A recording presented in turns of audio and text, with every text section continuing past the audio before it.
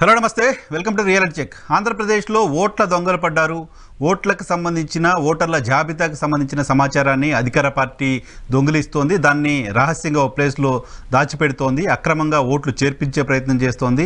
TDP జనసేనకు సంబంధించిన వాళ్ళ ఓట్లను తొలగించే ప్రయత్నం చేస్తోంది అంటూ తెలుగుదేశం జనసేన పార్టీలు ఆరోపిస్తున్నాయి. ఇదే నేపథ్యంలో కొద్దిసేపటి క్రితం బ్రేకింగ్ న్యూస్ చూస్తున్నాం. టీడీపీ అధినేత చంద్రబాబు నాయుడు గారు రేపు సాయంత్రం ఢిల్లీకి వెళ్ళబోతున్నట్లుగా, ఢిల్లీలో భారతీయ జనతా పార్టీ పెద్దల్ని కలవబోతున్నట్లుగా, భారతీయ జనతా పార్టీతో పొత్తుకు సంబంధించిన అంశంపై క్లారిటీ రాబోతున్నట్లుగా సమాచారం అంతోంది. ఈ అంశంపై కూడా రియాలిటీ చెక్లో డిబేట్ చూద్దాం. మనతో పాటు జాయిన్ అవుతున్నారు తెలుగుదేశం పార్టీ నుంచి ఆ పార్టీ సీనియర్ నేత ద్వారంపూడి జగదీష్ గారు, జనసేన పార్టీ నుంచి ఆ పార్టీ సీనియర్ నాయకులు సుందరపు విజయ్ కుమార్ గారు, అలాగే భారతీయ జనతా పార్టీ నుంచి పెద్దిరెడ్డి రవికిరణ్ గారు, వైఎస్ఆర్ కాంగ్రెస్ పార్టీ నుంచి పార్టీ అధికార ప్రతినిధి హనుమంత్ రెడ్డి గారు మనతో పాటు లైవ్లో జాయిన్ అవుతున్నారు. ముందుగా ఎవరు? రవికిరణ్ గారు, గుడ్ ఈవినింగ్. నమస్కారం అండి. భారతీయ జనతా పార్టీ పెద్దలను కలవడం కోసం టీడీపీ అధినేత చంద్రబాబు నాయుడు గారు ఢిల్లీకి వెళ్ళబోతున్నట్టుగా వార్తలు వస్తున్నాయి. ఏంటి, మీకేమైనా సమాచారం ఉందా? వైఎన్ఆర్ గారు, ముందుగా మీకు జర్నలిస్ట్కి మన ఈహా టీవీ వీక్షకులందరికీ శుభ సాయంత్రం అండి. నమస్తే సార్.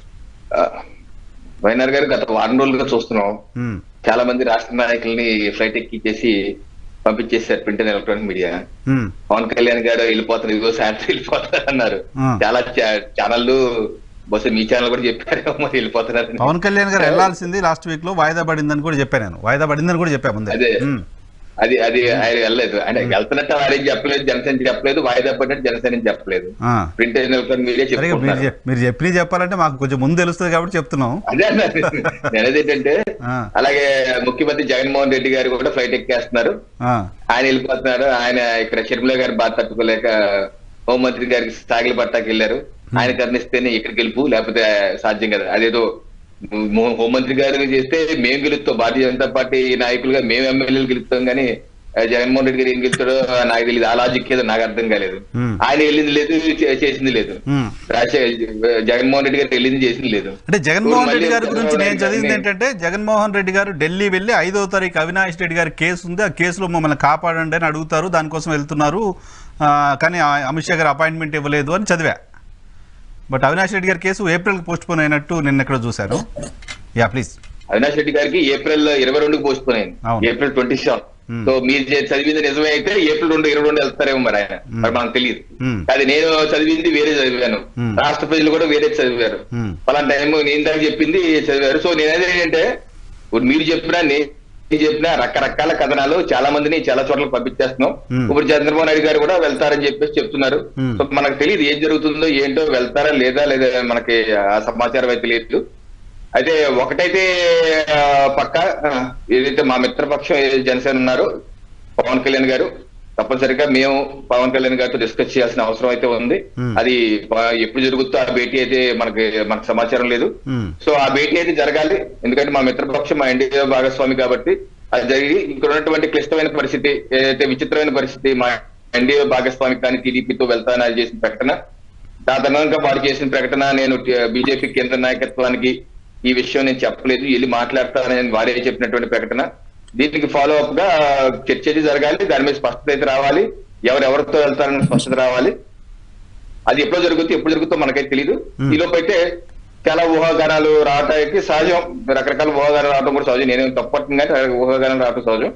ఎన్ని ఊహాగానాలు ఎప్పుడు ఏం జరుగుతుందో మనకైతే స్పష్టమైన సమాచారం లేదు వైఎన్ గారు. కానీ పార్టీగా భారతీయ జనతా పార్టీ కూడా నిర్ణయం తీసుకోవాల్సిన సమయం కదా రవి గారు. ఇప్పుడు ఎలక్షన్ దగ్గరకు వస్తున్నాయి, కూటమికి సంబంధించిన క్లారిటీ రావాల్సిన అవసరం ఉంటుంది.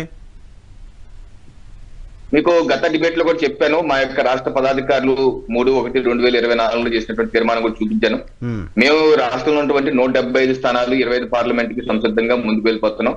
ఆ రకంగా ఎలక్షన్ మేనేజ్మెంట్ కమిటీ కూడా రూపకల్పన చేసుకున్నాం, ఆశావాహుల యొక్క లిస్ట్ కూడా జాబితా చేసుకున్నాం.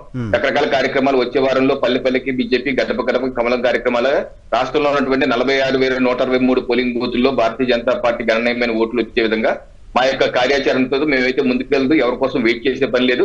మేము మా పని మేము చేసుకున్నాం. పొత్తులు అనేది మా జాతీయ నాయకత్వం జేపీ నడ్డా గారు, రాష్ట్ర జాతీయ అధ్యక్షులు వారు గత సంవత్సరం 2022లో రాష్ట్రంకి వచ్చినప్పుడు చెప్పారు మాకు, మీరు పొత్తులు ఎత్తుల గురించి మీ యొక్క ఆలోచన అవసరం, దాన్ని పక్కన పెట్టేయండి, మనం అన్ని పోలింగ్ బూత్ లో బలోపేతం అవ్వాలి, అన్ని స్థానాలకు బలోపేతం కావాలి, రాష్ట్రంలో బీజేపీకి ఒక అవకాశం ఇవ్వండి అని కూడా జేపీ నడ్డా గారు ఇటీవల జూన్ మాసంలో తిరుపతి మహాసభలో కూడా రాష్ట్ర ప్రజలు విజ్ఞప్తి చేశారు.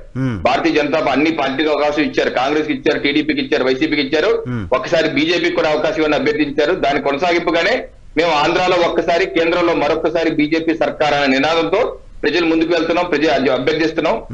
కేంద్ర ప్రభుత్వం నరేంద్ర మోడీ గారి ఆధ్వర్యంలో రాష్ట్రంలో చేసిన అభివృద్ధిని ముందుకు చూపిస్తున్నాం.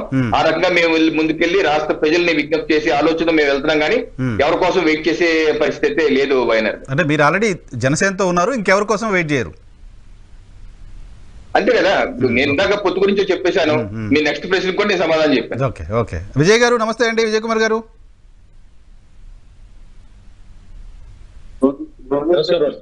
యా విజయ్ కుమార్ గారు, పొత్తు ప్రకటన సందర్భంగా పవన్ కళ్యాణ్ గారు చెప్పిన మాట, అప్పుడు మాట్లాడిన మాట ఏంటి అంటే, కేంద్ర పెద్దలు కూడా ఒప్పిస్తాము, వాళ్ళు కూడా కలిసి రావాలి, ఈ రాష్ట్రంలో ఈ ప్రభుత్వాన్ని గద్దెదించాలంటే, ఇంత నిరకుశంగా ఉన్న ప్రభుత్వాన్ని ఇంటికి పంపించాలంటే అందరం కలిసి రావాలి, దానికోసం అవసరమైతే నేను కూడా కేంద్ర పెద్దలతో మాట్లాడతానంటూ కళ్యాణ్ గారు మాట్లాడారు. ఆ సందర్భంగా అటువంటి ఇనిషియేషన్ ఏమైనా జనసేన వైపు నుంచి జరుగుతుందా?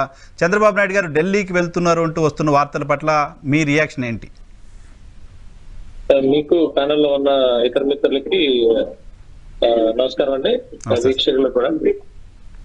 ఈ వాస్తవానికి పవన్ కళ్యాణ్ గారు 2018 2 సంవత్సరాల క్రితం కూడా చాలా క్లారిటీగా ఇప్పటి సభలో చెప్పడం జరిగింది. అది మేము అదే దీని మీద ఉన్నామండి. వైఎస్ఆర్సీపీ పార్టీ సింగిల్ గా వస్తుందని, సింహం అని ఇలా ఎన్ని చెప్పుకొని వాళ్ళు కాలర్లు ఎగరేసుకున్నా, మమ్మల్ని ఎంత అవమానించినా, ఏం చేసినా మేమైతే చాలా క్లారిటీగా మేము ఈ రాష్ట్రాన్ని బాగు చేయడం కోసం, ఈ రాష్ట్రాన్ని ముందుకు తీసుకెళ్లడం కోసం అందరినీ కలిసి రమ్మని చెప్పి ప్రతి ఒక్కరిని కూడా కోరటం జరుగుతూనే ఉంది. అల్టిమేట్ గా ఎలక్షన్ వచ్చే టైంకి మేము అన్ని పార్టీలని కలుపుకొని ముందుకెళ్తాం, అందులో డౌటే లేదు. మా దగ్గర నుంచి 100% ఇనిషియేషన్స్ ఉంటాయి, ఎందుకు ఉండవండి, 100% ఉంటాయి. నిజంగా చంద్రబాబు నాయుడు గారు వెళ్తే అందరికన్నా ఎక్కువ ఆనందించేది మేమే కదా, 100% ఆనందిస్తాం. అండ్ మోర్ ఓవర్ ఒకసారి బీజేపీ క్లియరెన్స్ వచ్చేస్తే మొత్తం అందరం కలిసి కూర్చొని చేసేది చేస్తారు ఎలక్షన్ కి. అయితే ఇక్కడ ఎవరు పార్టీ వాళ్ళు, ఇప్పుడు మేము ఎన్ని పోటీ చేసినా మా 175 మేము సంసిద్ధంగా ఉంటాం. అలాగే తెలుగుదేశం కూడా 175 సంసిద్ధంగా ఉంటారు, అలాగే బీజేపీ కూడా 175 సంసిద్ధంగానే ఉంటారు. ఇప్పుడు మేము వేరే వాళ్ళకి ఆ నియోజకవర్గంలో సీట్ ఇచ్చారని చెప్పి మేమేమో మా కేడర్ అంతా ఖాళీ చేసుకోం కదా. 100% ప్రతి నియోజకవర్గంలో ఎవరికి సీట్ ఇచ్చినా కూడా కేడర్ అంతా కూడా సంసిద్ధంగానే ఉంటాం, క్లియర్ గా పని చేసుకుంటూ ఉంటాం, ఇవన్నీ క్లియర్ ఉంటది, ఇది వాస్తవం. అండ్ మోర్ ఓవర్ మేము ఫస్ట్ నుంచి చెప్తా ఉన్నాం, మేమేమి బీజేపీని వదిలేదు కదా, BJP still with us, and TDP కూడా మాతో ఉంది. వాళ్ళిద్దరు కూడా కలిస్తే మాకు క్లియర్ ఈక్వేషన్, మొత్తం 3 పార్టీలు మేము ఏమనుకున్నాం వాళ్ళు వస్తాం. తర్వాత ఏమేమి చిన్న చితక పార్టీలు ఏమున్నా కూడా మేము అందరినీ కూడగట్టుకుంటాం. ఇది కాలర్లు వేసుకునే సమయం కాదు, తలదించుకునే సమయం కాదు, ఇది బాధ్యతగా ప్రజల కోసం, రాష్ట్రం కోసం నిలబడే సమయం. ఇది ఎవరు తిట్టినా, ఎవరు అవమానించినా, ఎవరు ఇంకొకటి చేసినా మాకు అనవసరం. మేము చాలా క్లారిటీగా ఉన్నాం, ఈ ఆంధ్రప్రదేశ్ రాష్ట్రం కోసం నిలబడాల్సిందే. ఎవడు అవమానించినా, ఎవడు ఏం చేసినా కూడా మాకు అనవసరం. మేమైతే మాత్రం నిలబడ్డాం. మేము ఈ రాష్ట్రం కోసం అందరితోని మాట్లాడతాం. 1 అడుగు కాదు, 10 అడుగులు వెనక్కి తగ్గైనా కూడా మాట్లాడతాం, అదే చేస్తున్నారు కూడా. And moreover Pawan Kalyan గారు ఏమనుకుంటున్నారు అది జరుగుతుంది ఈ రాష్ట్రంలో. అంటే మా పార్టీ కోసం మేమేమనుకుంటే అది జరగడం సర్వసాధారణం, కానీ రాష్ట్రం కోసం అందరితో ఉండాలని అనుకోవడం, అందరి పార్టీలు కూడా పాజిటివ్ గా తీసుకోవడం అనేది ఈ రోజు రాష్ట్రం కోసం ప్రతి ఒక్కరూ కూడా మరి అదే మేమేదైతే అనుకుంటున్నామో అదే దాన్ని ఏకీభవిస్తున్నారు అందరూ కూడా. సో ఆఖరికి వైఎస్ఆర్సీపీలో ఉన్న నాయకులు కూడా పవన్ కళ్యాణ్ గారే కరెక్ట్ అన్న పరిస్థితిలోకి వచ్చేసారు, ఇది వాస్తవం. కాదు, ఇప్పుడు ఏంటి, ఢిల్లీకి వెళ్ళి మాట్లాడాలంటే కళ్యాణ్ గారు ఢిల్లీ నుంచి పిలుపు రావాలా, కళ్యాణ్ గారి వైపు నుంచి ఇనిషియేషన్ ఉంటుందా? అన్ని క్లారిటీగా ఉన్నాయండి. ఢిల్లీ నుంచి అంటే ఇది ఒక రాష్ట్రం కాదు కదా, ఢిల్లీ అనేది మొత్తం భారతదేశం మొత్తానికే కదా. వాళ్ళకున్న ప్రోగ్రామ్స్ ప్రకారంగా వాళ్ళు పని చేసుకుంటూ పోతుంటారు. ఆ టైంలో డెఫినెట్ గా పిలుపు వచ్చిందా, పిలుపు వెళ్ళామా, ఇవన్నీ కూడా ఆటోమేటిక్ గా జరిగే కార్యక్రమాలు జరుగుతాయండి, జరగకుండా ఉండవు. సో 14 కాంబినేషన్ కోసం ప్రయత్నం గట్టిగా జరుగుతోంది. ఎప్పుడో చెప్పాం కదా, ఎప్పటి నుంచో చెప్తున్నాం కదా. ఇఫ్ నాట్, ఒకవేళ కాకపోతే ఏంటి పరిస్థితి? నాట్ ఆల్సో, ఇఫ్ నాట్ అనేది ఆల్రెడీ ఇఫ్ నాట్ ఏమి ఉండదండి. ఒక మంచి ఉద్దేశం కోసం, ఒక రాష్ట్రాన్ని బతికించడం కోసం ఒక 10 అడుగులు తగ్గి ఒక మంచి ఇనిషియేషన్ తీసుకున్నప్పుడు భగవంతుడు కూడా ఆశీర్వదిస్తాడు. ఇప్పుడు ప్రజల్లో అదే ఆశీర్వాదం ఉంది. రైట్ అండి. రైట్. జగదీష్ గారు నమస్తే సార్. నమస్కారం వైఎన్ఆర్ గారు, అలాగే విజయ్ కుమార్ గారు, రవికిరణ్ గారు, శంకర్ రెడ్డి గారు, వెంకటరెడ్డి గారు, హనుమంత్ రెడ్డి గారు, అందరికీ నమస్కారం అండి. హనుమంత్ రెడ్డి గారు, ఏంటి సార్ పొత్తులపైన క్లారిటీ వస్తుందా ఏమన్నా ఈ వారంలో? రావటానికి అంటే battle lines are very clear. Battle కూడా రెడీగా ఇక దగ్గరకు వచ్చేస్తుంది. ఖచ్చితంగా ఏ పార్టీ అయినా ఎవరైనా స్టాండ్ తీసుకోవాల్సిన అవసరం ఉంది. అయితే మీరు అన్నట్టు ఆంధ్రప్రదేశ్ లో ఒక టిపికల్ సిచ్యువేషన్ ఈ రోజు ఉంది. TDP Janasena it's very clear.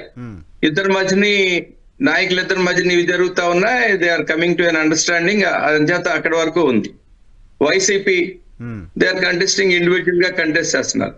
ఇక్కడికి వచ్చేటప్పటికి మీరు అడిగింది గాని ప్రజల్లో ఉన్నది గాని ఏదైనా కూడా టీడీపీ జనసేన బీజేపీ వెళ్తాయా లేకపోతే బీజేపీ ఇండివిజువల్ గా వెళ్తుందా అన్న విషయంలోనే ఇవాళ క్లారిటీ రావాల్సిన అవసరం అయితే ఉంది. ఐ థింక్ నేను అన్నది నా వరకు అలాగ అనుకుంటున్నాను. మరి మీరు ఎంతవరకు యాక్సెప్ట్ చేస్తారు? కనపడుతుంది అంతే, దట్ ఇస్ ద ఫ్యాక్ట్. ఇప్పుడు కానీ దీన్ని బ్రేక్ చేసి 14 కాంబినేషన్ తీసుకురావడం కోసం ప్రయత్నం చేస్తానంటూ ఓపెన్ గా కళ్యాణ్ గారు చెప్పారు. ఈవెన్ టీడీపీ కూడా అదే కోరుకుంటోంది, ఎవరెవరన్నా కాదన్నా. సో దాన్ని నిజం చేయడం కోసం బాబు గారు ఢిల్లీకి వెళ్తున్నారు. ఏంటి ఢిల్లీకి పిలుపు వచ్చిందా? మీరు వస్తామని వెళ్తున్నారా? ఏమైనా ఫ్రూట్ఫుల్ డిస్కషన్ ఎక్స్పెక్ట్ చేయొచ్చా? రిజల్ట్ ఎక్స్పెక్ట్ చేయొచ్చా? యాక్చువల్ గా అయితే ఢిల్లీ టూర్ అనేది ఇంతవరకు పార్టీ హైకమాండ్ కూడా కెప్ట్ ఇట్ వెరీ కాన్ఫిడెన్షియల్. అది ఇంతవరకు అంటే రేపు ఇంకా మెటీరియలైజ్ అవుతుందా లేదా అన్నది కూడా ఇంకా మా వరకు అయితే ఎవరికి కూడా సమాచారం కూడా లేదు. కానీ ఇప్పుడు మనం మామూలుగా ఈ 4.5 years చూసుకుంటే వైఎస్ఆర్ కాంగ్రెస్ పార్టీ ఎలియన్స్ లో లేకపోయినా బీజేపీని అన్ని చాలా అంశాల్లో పార్లమెంట్ లో సపోర్ట్ చేస్తా ఉంది. అవును. ఇప్పుడు బీజేపీ కూడా ఒక డైలమా ఉంది. మనం ఇప్పుడు ఉన్న సిచ్యువేషన్ కంటిన్యూ చేద్దామా లేకపోతే టీడీపీ జనసేన, ఎందుకంటే జనసేన బీజేపీతో పొత్తులో ఉందని అంటున్నారు. జనసేన బీజేపీ ఉండేటప్పుడు మరి టీడీపీ జనసేన కలిసినప్పుడు బీజేపీ కూడా అందులోకి రావాల్సిన ఒక లాజికల్ కన్క్లూజన్ కూడా ఉంది. అవును. అయితే అలాగెళ్తుందా లేకపోతే ఇప్పుడున్న స్టాండ్ లో ఉంటే ఎవరున్నా ఖచ్చితంగా బీజేపీకి, ఎందుకంటే ఇవాళ జియో పొలిటికల్ సర్కమ్స్టాన్సెస్ చూసుకున్నా కంట్రీలో ఖచ్చితంగా రేపు దేశంలో మళ్ళీ ఎన్డీఏ వచ్చే అవకాశాలు కూడా ఎక్కువ ఉన్నట్టున్నాయి. సో ఎంతైనా సెంట్రల్ స్టేట్ రిలేషన్స్ రేపు స్టేట్ డెవలప్మెంట్ కి ఖచ్చితంగా సెంట్రల్ తాలూకా అసిస్టెన్స్ గానీ సెంట్రల్ తాలూకా ఇది గానీ మనకు ఖచ్చితంగా ఉండాల్సిన అవసరం ఉంది. ఎందుకంటే మనం దీంట్లో మన ఇండియన్ కాంటెక్స్ట్ లో స్టేట్స్ ఎప్పుడు కూడా ఎంత మనం డెమోక్రటిక్ ఇదైనా కూడా అందులో ఉండాల్సిన అవసరం ఉంది. అంచేత ఫ్యూచర్ ను ఆలోచించేనా ఈవేళ రాష్ట్రంలో ఖచ్చితంగా సెంటర్ సహకారం లేకపోతే మనకి క్యాపిటల్ ఇష్యూ గానీ లేకపోతే పోలవరం గానీ లోకల్ గా తీసుకుంటే రైల్వే జోన్స్ గానీ ఇలాంటి ఇష్యూస్ తెలుగుదేశం పార్టీ కోసం ఏంటి తెలుగుదేశం పార్టీ కోసం మరి ఇప్పుడు ఒకటైతే దట్ ఈస్ ఇందాకే అన్నాను సార్, మనం ఎప్పటి నుంచో అనుకుంటున్నాం మాట్లాడుతున్నాం. ఈ రోజున్న గవర్నమెంట్ ఆల్ ఫ్రంట్స్ లో ఫెయిల్యూర్ అయింది. ఖచ్చితంగా జగన్మోహన్ రెడ్డి గారిని ఓడించాల్సిన అవసరం అయితే that is a historical need, చారిత్రాత్మక అవసరం ఇవాళ. అంచేత దాంట్లో అందరూ కలాలని ఏదైతే పవన్ కళ్యాణ్ గారు జనసేన అధినేత ఒక పిలుపిచ్చారో దాంట్లో చంద్రబాబు నాయుడు గారు మా నాయకులు కూడా స్పందించారు. ఇప్పుడు టువర్డ్స్ బీజేపీ కూడా ఆ విధంగా వెళ్ళటానికి కూడా రెండు పార్టీలు మా నాయకులు ఇద్దరు కూడా పనిచేయటం ఆ విధంగా ప్రయత్నాలు చేయడానికి కూడా అవకాశం ఉంది. ఎందుకంటే ఓన్లీ సింగిల్ పాయింట్ ఎజెండాలో ఇవాళ రాష్ట్రంలో ఎన్నికలు జరుగుతున్నాయి. బీజేపీ మీతో కలిసింది అంటే అటువంటి చారిత్రక అవసరాన్ని గుర్తించినట్టు. ఒకవేళ బీజేపీ మీతో కలవలేదు అంటే అటువంటి చారిత్రక అవసరం లేదని బీజేపీ భావించినట్ట? అదేమీ లేదండి. ఎందుకంటే పార్టీ ఇప్పుడు బీజేపీ వాళ్ళు ఒక లార్జర్ కాంటెక్స్ట్ లో ఇవాళ దేశమంతా కూడా నేషనల్ పార్టీ, చాలా రాష్ట్రాల్లో చాలా డిఫరెంట్ స్టాండ్స్ తీసుకుంటారు.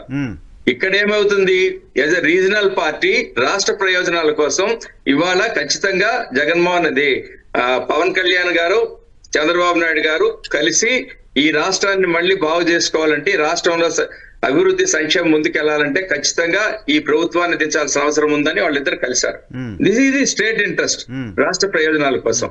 అంచేత అది బీజేపీ మీరు అనేటట్టు వేరే విధంగా రాష్ట్ర ప్రయోజనాలు కాపాడుతారా లేకపోతే ఇందులో కలుస్తారా అనేది అది బీజేపీ పార్టీ స్టాండ్. అది రాష్ట్ర ప్రయోజనాల కోసం మీరు అడుగుతున్నారు.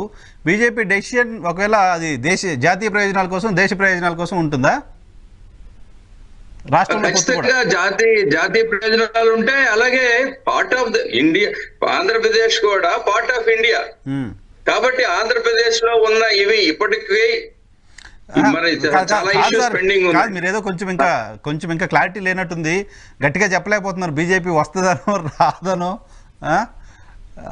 కాంగ్రెస్ ఏం లేదు సార్. నేనేమంటానంటే ఇందులో బీజేపీ వాళ్ళు లార్జర్ పర్స్పెక్టివ్ లో వాళ్ళు ఆలోచన చేస్తారు. మనం ఇవాళ మా నాయకులు మా ఇద్దరు రెండు పార్టీల నాయకులు వీళ్ళు ఈ విధంగా స్టాండ్ తీసుకున్నారు. ఇప్పుడు బీజేపీ ఏ విధంగా స్టాండ్ తీసుకోవాలన్నది మనం కోరుతా ఉన్నాం. ఖచ్చితంగా స్టేట్ ఇంట్రెస్ట్ లో పార్టీగా అధికారికంగా కళ్యాణ్ గారు ఆ రోజు మాట్లాడిన మాట తప్ప తెలుగుదేశం పార్టీ వైపు నుంచి ఇప్పటి వరకు బీజేపీతో మేము కలవాలనుకుంటున్నాం, బీజేపీ మాతో వస్తే బాగుంటుందని అఫీషియల్ స్టేట్మెంట్ నేనైతే అక్కడ వెళ్ళా. చంద్రబాబు నాయుడు గారు కానీ, అచ్చెన్నాయుడు గారు కానీ, ఈవెన్ లోకేష్ గారు కానీ అక్కడ మాట్లాడడం. సార్ ఇప్పుడు వైఎన్ఆర్ గారు మీరు చాలా యాక్టివ్ గా మీరు ఇది చేస్తా ఉన్నారు. ఒకటి నేను అంటాను, ఇప్పుడు ఎవరైనా ఓపెన్ గా అలా మాట్లాడిన తర్వాత if it goes otherwise versa. అవును, కాబట్టి ఇవన్నీ కూడా కాన్ఫిడెన్షియల్ గా ఉంచుతారు. అది క్లించ్ అవ్వాలా, ఆ ఇష్యూ క్లించ్ అయినప్పుడు బయటకు వస్తుంది. ఆ ఇష్యూ క్లించ్ కాకముందు ఎవరు స్టాండ్ ఎవరు ఇప్పుడు ఇక్కడ ఏముంటదంటే ముందుకు వెళ్తూనే మనం సేఫ్ గార్డ్ చేసుకోవడం, పార్టీ ఇంట్రెస్ట్ ని స్టేట్ ఇంట్రెస్ట్ ని సేఫ్ గార్డ్ చేసుకునేటప్పుడు ఇలాంటి విషయాలు ముందు ఓపెన్ గా స్టేట్మెంట్ ఇచ్చారు కదా సార్. ఇది కూడా ఉండదు, ఇవాళ యాంగ్జైటీ కూడా ఉండదు. ఇవాళ ఎవరి రాష్ట్రంలో ప్రతి ఒక్కరు మీరేసే ప్రశ్నలు ఆలోచిస్తా ఉన్నారు. మీరేసే దీంట్లోనే ప్రతి ఒక్కరు ఈవెన్ సిటిజన్స్ కూడా ఆలోచిస్తా ఉన్నారు. ప్రెస్ లో చెప్పి చర్చలకు బోరు కదా, నిజమే, ప్రెస్ లో చెప్పి చర్చలకు బోరు. కానీ జనసేన విషయంలో చంద్రబాబు నాయుడు గారు అటువంటి స్టేట్మెంట్ ఒకసారి గతంలో ఇవ్వడం గుర్తుంది నాకు. కుప్పంలో జనసేనతో కలవండి సార్ అని అక్కడ కార్యకర్తలు అడుగుతుంటే వన్ సైడ్ లవ్, మనకు లవ్ ఉంటే సరిపోదు కదా, వాళ్ళకు కూడా ఉండాలి కదా అని ఓపెన్ గా స్టేట్మెంట్ ఇచ్చారు ఆయన అప్పుడు. సో అది జస్ట్ గుర్తు చేస్తున్నాను మీకు. ఒక్క నిమిషం వైసీపీ వర్షన్ తీసుకుంటాను. హనుమంతరెడ్డి గారు నమస్తే సార్. మ్యూట్లో ఉన్నారు సార్, మ్యూట్లో ఉన్నట్టున్నారు సార్. మీకు న్యూస్ ప్రేక్షకులకు, ప్యానెల్లో ఉన్న సభ్యులకు అందరికీ నమస్కారం సార్. నమస్తే. ఏంటి చంద్రబాబు నాయుడు గారు ఢిల్లీ వెళ్తున్నారంట, అన్కన్ఫర్మ్డ్ న్యూస్ మీడియాలో, చాలా ప్రధానమైన మీడియాలో ప్రముఖంగా వస్తోంది. భారతీయ జనతా పార్టీతో కలుస్తారంట, కలవడానికి సంబంధించిన చర్చలు జరిగే అవకాశం ఉంది అనేది స్పెక్యులేషన్. మీరేమనుకుంటారు? మీ రియాక్షన్ ఏంటి దీనిపైన? మేమేమనుకుంటాం అంటే రాష్ట్ర ప్రజలు ఏమనుకుంటారంటే పాపం ఈయన 40 సంవత్సరాల అనుభవం ఉన్న ముఖ్యమంత్రి చంద్రబాబు నాయుడు గారు 14 సంవత్సరాలు ముఖ్యమంత్రిగా పనిచేసి దేశ ప్రధానులను, రాష్ట్రపతులను, లేకుంటే సత్యనాథిల్లా ఇలాంటి వాళ్ళందరినీ అందించేదానికి, దేశానికి అందించడానికి ఈయన ఈ రాష్ట్రంలో ఆవిర్భవించాడు కదా. అలాగే రేపు 2024 ఎలక్షన్ల తర్వాత ఎవరు భారతదేశానికి ప్రధానమంత్రిగా ఉంటారు, నరేంద్ర మోడీ గారు ఉంటారా, లేకుంటే రాహుల్ గాంధీ గారు ఉంటారా, లేకుంటే ప్రియాంక గాంధీ గారు ఉంటారా, ఎవరుంటారో వాళ్ళు డిసైడ్ చేయడానికి వెళ్తున్నట్టుగా నాకైతే అనిపిస్తా ఉంది. ఎందుకంటే పాపం ఆయన ప్రతిసారి చెప్తా ఉంటాడు కదా, నేను ఈ దేశానికి ప్రధానమంత్రి నేనే అందించాను, రాష్ట్రపతులు అందించాను తమ్ముళ్ళు, నాకెవరితో అవసరం లేదు అని అన్న చంద్రబాబు నాయుడు గారు తెలుగుదేశం పార్టీ పుట్టిందే ఢిల్లీకి ఎదురుగా నిలబడతాను, కాంగ్రెస్ పార్టీకి ఎదురుగా నిలబడతాను, కాంగ్రెస్ పార్టీకి వ్యతిరేకంగా పుట్టిన తెలుగుదేశం పార్టీ వాళ్లకు విలువలు, విశ్వసనీయత లేకుండా అదే కాంగ్రెస్ పార్టీతో పొత్తులు పెట్టుకొని అవసరమైతే నరేంద్ర మోడీ గారితో స్నేహం చేస్తారు. అవసరం తీరిపోయాక నరేంద్ర మోడీ గారిని, ఆయన భార్యను, ఆయన కుటుంబ సభ్యులు ఏ విధంగా తిడతారో బీజేపీ వాళ్ళకు తెలిసినంతగా, ఈ రాష్ట్ర ప్రజలకు, దేశ ప్రజలకు తెలిసినంతగా ఇంకా ఎవరికి తెలియదు. చంద్రబాబు నాయుడు గారికి ఏమైనా గజనీ సినిమాల మాదిరిగా మర్చిపోతే ఏమన్నా తెలియదేమో, కానీ అందరికి తెలుసు, ఈ దేశ ప్రజలకు తెలుసు, ఈ రాష్ట్ర ప్రజలకు తెలుసు. కానీ సరే సార్, మీరు మరి ఎంత వెటకారంగా మాట్లాడినా చంద్రబాబు నాయుడు గారి గురించి, చంద్రబాబు నాయుడు గారు ప్రభుత్వం పైన, వైఎస్ఆర్ కాంగ్రెస్ పార్టీ ప్రభుత్వం పైన ఏ రకమైన విమర్శలు చేశారో, అవినీతికి సంబంధించి కావచ్చు, కుంభకోణాలకు సంబంధించి కావచ్చు విమర్శలు చేశారో, అదే తరహా విమర్శల్ని ఆంధ్రప్రదేశ్ రాష్ట్రానికి వచ్చిన సందర్భంలో అమిత్ షా గారు మాట్లాడారు. ప్రభుత్వానికి వ్యతిరేకంగా, ప్రభుత్వం తీసుకున్న చర్యలు విధానాలకు వ్యతిరేకంగా ఈవెన్ నడ్డా గారు మాట్లాడారు. సో ప్రభుత్వం అవినీతికి పాల్పడుతోంది, ఇక్కడ ప్రజా వ్యతిరేక పాలన చేస్తోంది అని బీజేపీ, తెలుగుదేశం పార్టీ రెండూ ఒకే లైన్లో ఉన్నప్పుడు ఆ రెండు పార్టీలు కలవడానికి సంబంధించిన పాసిబిలిటీ ఎందుకు ఉండదు? రాజకీయ పార్టీలు ఒకసారి విడిపోయిన తర్వాత అలాగే ఉంటాయా? మళ్ళీ కలిసే పరిస్థితి ఎందుకు ఉండదు? మేము ఎక్కడ కలవద్దని కానీ, లేకుంటే వాళ్ళ కాపురంలో మంటలు పోయడం కానీ, లేకుంటే నిప్పులు పోయడం మేమేం చేయడం లేదు. వాళ్ళు కలవాలి. Congress party, BJP, Telugu Desam party, Janasena party, CPI, CPM, ఈ దేశంలో ఉండే అన్ని ప్రధాన ప్రతిపక్షాలన్నీ వచ్చి ఆంధ్రప్రదేశ్ లో జగన్మోహన్ రెడ్డి గారికి వ్యతిరేకంగా పోరాడాలనే కోరుకుంటా ఉన్నాం. మేము ఎక్కడ వాళ్ళను చేయొద్దనో లేకుంటే ఇంకొకటో చేయలేదు. అమిత్ షా గారు మాట్లాడినా, నరేంద్ర మోడీ గారు ఈ రాష్ట్రానికి వచ్చి ఏం మాట్లాడినా రాష్ట్ర ప్రభుత్వం మీద, జగన్మోహన్ రెడ్డి గారి మీద మాట్లాడితే ఈ రాష్ట్ర ప్రజలు దానికి సమాధానం చెప్తారు. ఎందుకనంటే జగన్మోహన్ రెడ్డి గారు ఇంతవరకు అందరికీ సంక్షేమ కార్యక్రమాలు పంచారన్నారు తప్ప ఎక్కడ తిన్నారని ఎక్కడ చెప్పలే. ఏదైతే వాళ్ళు అన్నారో దానికి రాష్ట్ర ప్రజలు సమాధానం చెప్తారు. మేము చేస్తున్న అభివృద్ధి గురించి ఏదైతే చంద్రబాబు నాయుడు గారు ప్రతిరోజు మాట్లాడుతున్నారో, ఇందాక మన జనసేన సోదరుడు మాట్లాడుతూ చారిత్రాత్మక అవసరము, లేకుంటే వైఎస్ఆర్ కాంగ్రెస్ పార్టీ జగన్మోహన్ రెడ్డి గారిని దించడం అంటే, వైఎస్ఆర్ కాంగ్రెస్ పార్టీని దించడం, జగన్మోహన్ రెడ్డి గారిని దించడం అంటే చంద్రబాబు నాయుడు గారిని పల్లకి మోసి చంద్రబాబు నాయుడు గారిని గద్దెనెక్కించడమా? గతంలో చంద్రబాబు నాయుడు గారి పట్ల ఏ విధంగా ప్రవర్తించాడు పవన్ కళ్యాణ్ గారు, అదే విధంగా పవన్ కళ్యాణ్ గారు బీజేపీ పట్ల ఏ విధంగా ప్రవర్తించాడు, ఎలక్షన్ల ముందర ఏం మాట్లాడారు, ఎలక్షన్లు అయిన తర్వాత ఏం మాట్లాడారు, ఎలక్షన్లు అయిన తర్వాత బీజేపీ పార్టీతో కలిసి ఎన్డీఏ కూటమిలో ఉన్నటువంటి పవన్ కళ్యాణ్ గారు ఈ రాష్ట్రానికి సాధించింది ఏంటి? పవన్ కళ్యాణ్ గారు ఏం చెప్తారు? ప్రతిసారి మాట్లాడేటప్పుడు నా వెనకాల నాకు మోడీ గారు తెలుసు, నేను చిటికేసి అమిత్ షా గారు మాట్లాడతారు అంటున్నారు కదా. అమిత్ షా గారితో, నరేంద్ర మోడీ గారితో ఈ రాష్ట్రానికి రావాల్సిన ప్రత్యేక హోదా గురించో మిగతా అన్ని అంశాల పట్ల ఆయన ప్రవర్తించి, ఆయన జగన్మోహన్ రెడ్డి గారు తీసుకురాలేకపోయారు, నేను తీసుకొస్తాను, నా యొక్క ప్రాబల్యం కోసం పవన్ కళ్యాణ్ గారికి ప్రపంచవ్యాప్తంగా ఉన్న అభిమానుల కోసం బీజేపీ పార్టీ ఎదురు చూస్తా ఉంది కాబట్టి నేను అడిగిన వెంటనే తక్షణం అన్ని ఇవ్వగలవారు బీజేపీ వాళ్ళు కాబట్టి ఇస్తారని ఏ రోజైనా ఈ రాష్ట్రానికి మేలు చేసిన చరిత్ర ఎక్కడైనా ఉందా? లేదు కదా. అంటే జగన్మోహన్ రెడ్డి గారి అన్ని సర్వేలలో జగన్మోహన్ రెడ్డి గారు మళ్ళా ముఖ్యమంత్రి అవుతారని చెబుతున్నారు కాబట్టి, అన్ని సర్వేలలో వస్తున్న సర్వేల ప్రకారం జగన్మోహన్ రెడ్డి గారు మళ్ళా ముఖ్యమంత్రి అవుతారని తెలుసుకొని ఈ రాష్ట్రంలో లేని ప్రతిపక్షాలను BJP, Congress party, CPI, CPM అన్ని పార్టీలతో జత కలిసి చంద్రబాబు నాయుడు గారు 40 సంవత్సరాల అనుభవము, 14 సంవత్సరాలు ముఖ్యమంత్రిగా పనిచేసి ఈ రాష్ట్రానికి ప్రజలకు చేసింది చెప్పుకోలేక వీళ్ళందరి మీద ఆధారపడుతున్నారంటే జగన్మోహన్ రెడ్డి గారు ఎంత బలంగా ఉన్నారో మీ ద్వారా తెలియజేస్తా ఉన్నాను. మీకేం భయం లేదా, టెన్షన్ లేదా? జనసేన టీడీపీ కలిస్తేనే వాళ్ళు ఎప్పుడు విడిపోతారా అని ఎదురు చూస్తా ఉన్నారు. రోజు వాళ్ళిద్దరి మధ్య ఎట్లా గొడవలు పెట్టాలా అని చూస్తున్నారు. హరిరామ జోగే గారు ఒక 20 లేఖలు రాస్తే ఇప్పటికీ నిన్న రాసిన లేఖను మాత్రం బాగా పట్టించుకొని వైఎస్ఆర్ కాంగ్రెస్ పార్టీ ప్రచారం చేస్తోంది. అంటే ఎవరైనా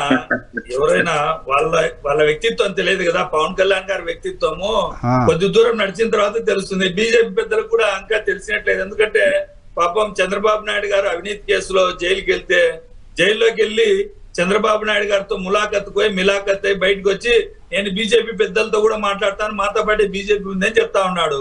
మరి బీజేపీ పెద్దలు చెప్పాలి, చంద్రబాబు నాయుడు కలుస్తారా కలవరా? పాపం బీజేపీలో నికార్సైన బీజేపీ నాయకులు, కార్యకర్తలు ఏదైతే ఎప్పటి నుంచే బీజేపీ నమ్ముకున్న వాళ్ళు మాత్రం ఒంటరిగా పోటీ చేయాలనుకుంటా. అంటే ఆ పార్టీలో పారాచూట్ బ్యాచ్ అని కొంతమంది ఉన్నారు. తెలుగుదేశం పార్టీ నుంచి రాజ్యసభ సభ్యులు, లేకుంటే పురంధరేశ్వరు లాంటి వాళ్ళు ఇంతవరకు ఇప్పటికి కూడా తెలుగుదేశం పార్టీతో పొత్తుల కోసం అరువులు చాపుతా ఉన్నారు.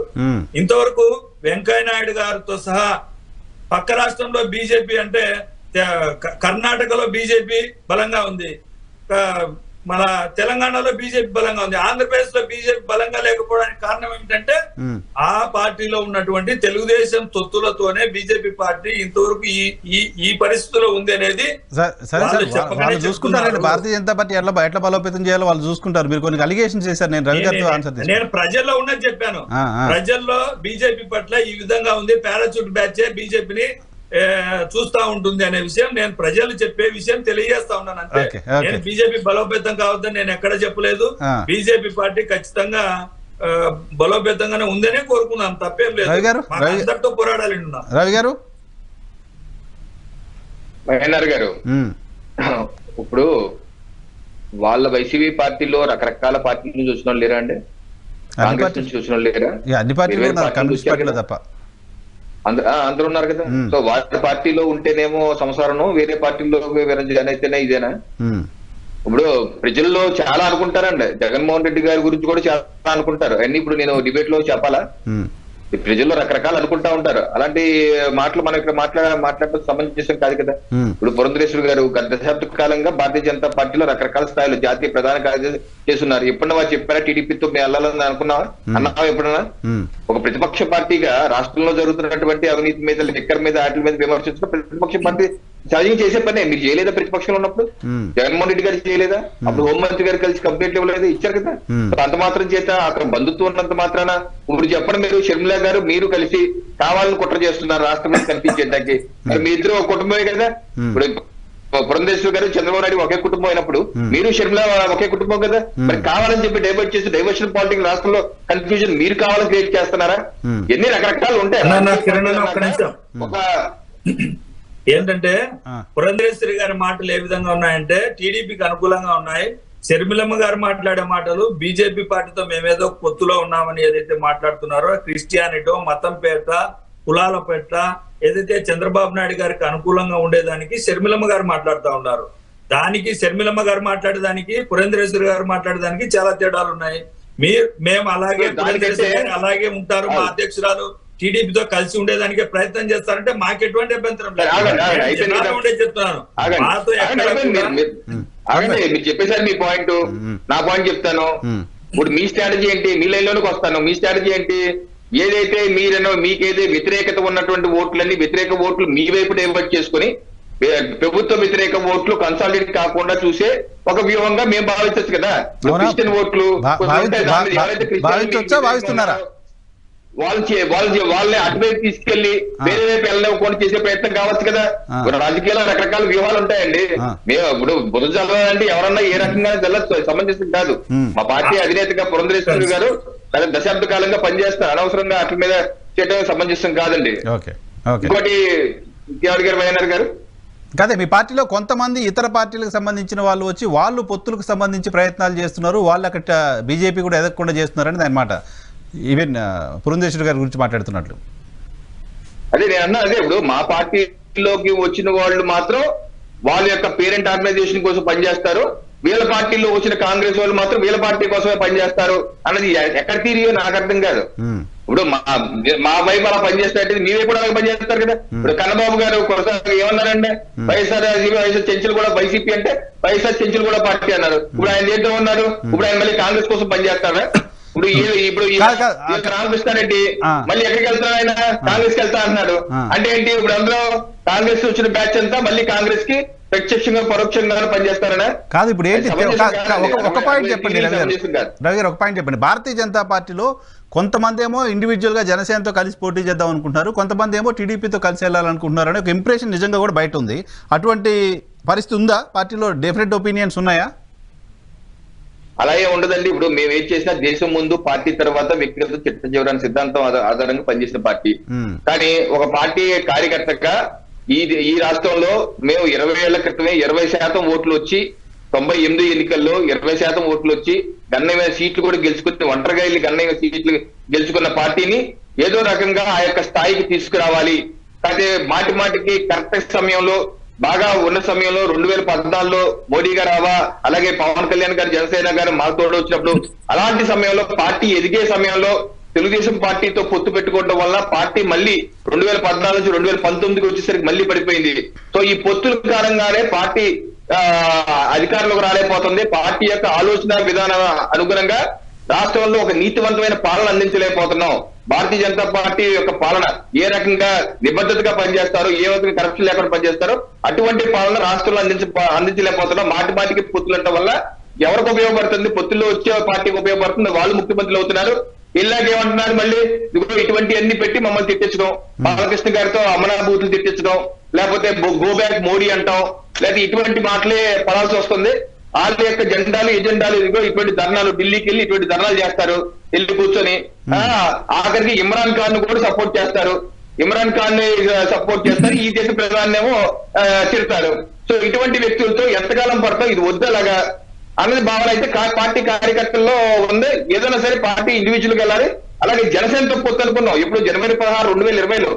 ఆ 2020 జనసేనతో మేమున్నాం పొత్తులో, మేము టీడీపీ లేదు, మేమున్నాం పొత్తులో, మేము కలిసి వెళ్ళాం. ఆ రోజు మేము ఉమ్మడిగా చేసిన ప్రకటన ఏంటి, టీడీపీ వైసీపీ రెండు ఒకే తాటి ముక్కలు, అవినీతి ముక్కలు, ఈ జెండా వేరే ఎజెండా వేరేనా, వాళ్ళ యొక్క ఎజెండా ఒకటే, దోచుకో పార్టీ, ఈ పార్టీలు రాష్ట్రానికి ఉండకూడదు, మేము 2024లో ఒక ప్రత్యామ్నాయ శక్తిగా అని రాష్ట్ర ప్రయోజనాల కోసం, ఆ రోజు రాష్ట్ర ప్రయోజనాల కోసం ఈ యొక్క అవినీతి పార్టీని దూరం పెట్టాలని చెప్పి మేము ఇద్దరం ఒక మాట అనుకొని ముందుకు వెళ్తుంటే మధ్యలో మీరన్నట్టు వన్ సైడ్ లో తమ్ముడు వన్ సైడ్ లో స్టోరీ అని ప్రతిపాదన పెట్టింది ఎవరు, ఈ రోజు మా పొత్తుని డిస్టర్బ్ చేసి ఈ యొక్క కన్ఫ్యూజన్ తీసుకొచ్చింది ఎవరు? ఎవరు మీ పొత్తుని డిస్టర్బ్ చేసి కన్ఫ్యూజన్ తెచ్చింది ఎవరు? ఇప్పుడు చంద్రబాబు నాయుడు గారు మేము పొత్తులో ఉన్న పార్టీని వన్ సైడ్ లవ్ స్టోరీ ప్రతిపాదన పెట్టి నిదానంగా ఆయన వైపు వెళ్తాం మనం చూసాం కదా. ఇది పొత్తులో మేమున్న దాన్ని వాళ్ళు లాక్కున్నారు. సరే వారు వెళ్ళారు, వారి జనసేన వారి ఇష్టం, వారు వెళ్తారు, వారు స్వతంత్ర పార్టీ, ఎవరి మీద ఆధారపడిన పార్టీ, వాళ్ళు నిర్ణయం తీసుకుంటారు. కానీ ఈ రోజు మేము ఒక నిర్ణయం తీసుకోవాలి. ఇప్పుడు జనసేన పార్టీ మా మిత్రపక్షం అటు వెళ్తానన్నారు కాబట్టి ఫైనల్ గా మేము ఏ రకంగా ఎన్నికకి వెళ్ళాలి అన్న దాని మీద పార్టీ అధిష్టానం నిర్ణయం తీసుకుంటుంది. మాటికి తెలుగుదేశం పార్టీతో పొత్తులు వెళ్ళడం వల్ల పార్టీ నష్టపోయిన మాట వాస్తవం. కార్యకర్తలు ఏదైతే ఉంది అది ఏ రకంగా ముందుకు వెళ్తామని చూడాలి. అందుకని ఈ రోజు కూడా అన్ని స్థానాల్లో మేము సంసిద్ధంగా ఉన్నాం. కానీ మీరు చెప్తున్నారు తెలుగుదేశం పార్టీతో వెళ్ళడం వల్ల పార్టీకి నష్టం జరుగుతుందనే అభిప్రాయాన్ని మీరు వ్యక్తం చేస్తున్నారు. కానీ ఆంధ్రప్రదేశ్ రాష్ట్ర శాఖ మనం టీడీపీతో పొత్తులో వెళ్ళాలి అని తీర్మానం చేసి కేంద్ర నాయకత్వానికి పంపించింది, ఇలాంటి వార్తలు వచ్చాయి. అది పచ్చాబద్ధం అండి. నేను పదాధికారి, నేనున్న సమావేశంలో అటువంటి ప్రతిపాదన నేను చేసుకోలేదు. ఏదైనా సరే కేంద్ర నిర్ణయం తీసుకుంటది. కాకపోతే మనం ఆంధ్రాలో ఒక్కసారి, కేంద్రంలో మరొకసారి బీజేపీ సర్కార్ అనే తీర్మానానికి అన్న స్లోగానికి మేము తీర్మానం చేశాం. ఆ రకంగా ఎవరి కోసం వెయిట్ చేయకుండా మనం ముందుకు వెళ్ళాలి, ఒక అడుగు ముందుకు పడిపోవాలని తీర్మానం చేసుకున్నాం. ఆ రకంగానే మేము 170 స్థానాలకి 25 పార్లమెంట్ స్థానాలు సన్నద్ధం అవుతూ వెళ్తాం. ఈ 4 రోజులుగా ఆ పనులను ఉన్నామండి. అటువంటి తీర్మానం చేస్తున్నాం. కానీ మన ఎందుకు వస్తున్నాయి? ఇప్పుడు టీడీపీ చర్చ మాతో జరగలేదు, మేము వాళ్ళతో చర్చ జరగలేదు. టీడీపీ వ్యవస్థ ఎందుకు వస్తుంది? వాళ్ళు మాతో ఎప్పుడు చర్చ చేయలేదు, మేము వాళ్ళతో ఎప్పుడు చర్చ చేయలేదు. ఆ ప్రస్తావన ఎందుకు వస్తాయి? ఆ ప్రస్తావనే రాదు. Okay sir, okay. జగదీష్ గారు చాలాసేపు నుంచి అడుగుతున్నారు సార్. ఇక్కడ ముందు హనుమంత్ రెడ్డి గారు మాట్లాడి వాళ్ళు ఏంటంటే అన్ని పార్టీలని విమర్శిస్తారు, వాళ్ళ నాయకుడే గొప్ప అంటారు. ఒకసారి ఇవాళ చూస్తుంటే ప్రజల్లో ఏ విధంగా ఉందో, చంద్రబాబు నాయుడిని అరెస్ట్ చేసి వాళ్ళు చారిత్రాత్మక తప్పు చేశారు. ఇవాళ దాన్ని అనుభవిస్తా ఉన్నారు. బిఫోర్ ఎలక్షన్సే వాళ్ళ మీద ఎంత రియాక్షన్ ఉందన్నది స్పష్టంగా ఉంది. సో అది అంచేత మనం మాట్లాడేటప్పుడు ఇవాళ ఎలియన్సెస్ గురించి మాట్లాడుతున్నాం, అంతవరకు ఉంటే పర్వాలేదు. కానీ అది దాటి మాట్లాడుతూ ఉంటే చాలా మాట్లాడాల్సి ఉంటది. ఏ విధంగా జగన్మోహన్ రెడ్డి గారు ఈ రాష్ట్రంలో లా అండ్ ఆర్డర్ లేకుండా మర్డర్లు చేయిస్తా ఉండి ఆ విధంగా రాజకీయాలు తీసుకెళ్లారో, అవినాష్ రెడ్డి కేసు ఎంతవరకు ఇది ఉందో, ఆ కోడికత్త సీన్ కేసు ఎంతవరకు ఏం చేశారో, ఇవన్నీ మాట్లాడాలంటే ప్రజలు మాట్లాడుతున్నారు, మనం మాట్లాడక్కర్లేదు. ఆయన అంటున్నారు, నేను మాట్లాడేటప్పుడు హనుమంత్ రెడ్డి గారు ఐ కెప్ట్ వెరీ క్వైట్, నేను అసలు మాట్లాడలేదు, అవకాశం ఇచ్చాక నేను మాట్లాడుతున్నాను, లెట్ మీ ప్లీజ్ కంటిన్యూ. అంచేత తర్వాత బీజేపీని కూడా వాళ్ళ కంట్రోల్లో తీసుకుంటారు. బీజేపీ ఏ విధంగా ఇప్పుడు రవికిరణ్ గారు కూడా అన్నారు, ఒక పార్టీ రాష్ట్ర ప్రయోజనాల కోసం స్టాండ్ తీసుకున్నప్పుడు కానీ ఆ విధంగా మీరు వచ్చేసారు. కానీ అసలు 2014, 2019 గవర్నమెంట్ ఎలక్షన్స్ లో ఉన్నప్పుడే పిఎంఓ ఆఫీస్ లో విజయసాయి రెడ్డి గారు కంటిన్యూస్ గా ఉండోళ్ళు. ఎందుకు విడిపోవాల్సి వచ్చిన అవసరం ఉందంటే ఆ కండిషన్స్ కూడా చెప్పగలం, లేకపోతే మేము ఎప్పుడు విడిపోవాలి, మా నాయకుడికి విడిపోవాలని ఎప్పుడు ఉండదు. ఈ రోజు కూడా అది బీజేపీ, నేను ఇందాక వైఎన్ఆర్ గారు మీరు అడిగితే అదే అందుకన్నా, ఏ పార్టీ ఇంట్రెస్ట్ వాళ్ళకు ఉంటది, వాళ్ళ తాలూకా స్ట్రాటజీ ఉంటది, జాయిన్ అవ్వాలా లేదని. ఇవాళ టీడీపీ జనసేన పొత్తు అనేది 100% ఉంది. మేము ఆ విధంగా ఎన్నికలకు వెళ్తున్నాం. బీజేపీ జాయిన్ అయితే వెరీ గుడ్, వెళ్ళండి, లేదన్నా కూడా మేము వెళ్తాం, అందులో సందేహం లేదు. అంచేత మా పార్టీ క్లియర్ గా ఒక దీంట్లో ఉంది, దానికి ప్రజల సపోర్ట్ కూడా ఉంది. అంచేత we are confident of going to elections. అంచేత ఇక్కడ బీజేపీ కలుస్తుందా, ఒంటరిగా ఉంటది. అందుకే నేను ఇందాక అన్నాను ఆప్షన్, నేను ఎప్పుడు కూడా ముందు నేను దాన్ని కన్క్లూడ్ చేసింది, ఎందుకంటే ఆప్షన్ ఈజ్ దే, వాళ్ళ ఆప్షన్ ఓపెన్ గా ఉంది. ఇవాళ దే ఆర్ వెయింగ్. ఇలాగే ఈ వైసీపీతో అండర్స్టాండింగ్ లో ఇలాగ ముందుకెళ్దామా లేకపోతే డైరెక్ట్ గా ఎలియన్స్ లో ఉందామా అన్నది వాళ్ళు వెయిట్ చేస్తున్నారు. ప్రోస్ ఏంటి, కాన్స్ ఏంటి, ఏ విధంగా వెళ్తే ఏ విధంగా ఉంటది, ఇవన్నీ కూడా. So it is their party, వాళ్ళ ఇంట్రెస్ట్ అది. అంచేత ఏంటంటే ఇంతవరకు ఒకటైతే రవికిరణ్ గారు అన్నట్టు మా నాయకుడు ఎప్పుడు ఓపెన్ గా మాట్లాడలేదు, ఇవాళ ఢిల్లీ వెళ్తున్నామని కూడా చెప్పడం లేదు. కాబట్టి అది జరిగితే జరగవచ్చు, ఎందుకంటే nothing is impossible, everything is possible. అంచేత దగ్గరకు వస్తున్న కొలిది మారచ్చు. ఏదో ఇదైనట్టు మన హనుమంత్ రెడ్డి గారు అంటున్నారు కాంగ్రెస్ వాళ్ళని చేశారు, లేకపోతే రవికిరణ్ గారు అంటున్నారు. ఇవాళ దేశంలో తీసుకుంటే కాంగ్రెస్ వాళ్ళు చాలా మంది బీజేపీ తీసుకుంది, బీజేపీ వాళ్ళు చాలా మంది ఇది ఉంది. అసలు రాజకీయాల్లో మీరు ఎక్కడైనా ఒక లైన్ పెట్టగలరా? ఇవాళ రాజకీయాల్లో ఇవాళ జరుగుతున్న పాలిటిక్స్ లో మొన్న బీహార్ లో చూసుకుంటే ఏమైంది, మహారాష్ట్రలో చూసుకుంటే ఏమైంది, ఇవన్నీ మాట్లాడాలంటే వైడ్ లార్జర్ పర్స్పెక్టివ్ లో చాలా మాట్లాడాలి. అంచేత ఒక పార్టీని విమర్శించే ముందు మన పార్టీలు కూడా ఏ విధంగా ఉన్నాయి, మన పార్టీల తాలూకా కాన్స్టిట్యూషన్ గానీ మన పార్టీల తాలూకా సిద్ధాంతాలు గానీ ఏ విధంగా మారుతా ఉన్నాయి, అప్పుడు ఆవిర్భావంలో ఏ విధంగా ఉన్నాయి అంటే దిస్ ఈస్ క్వైట్ కామన్.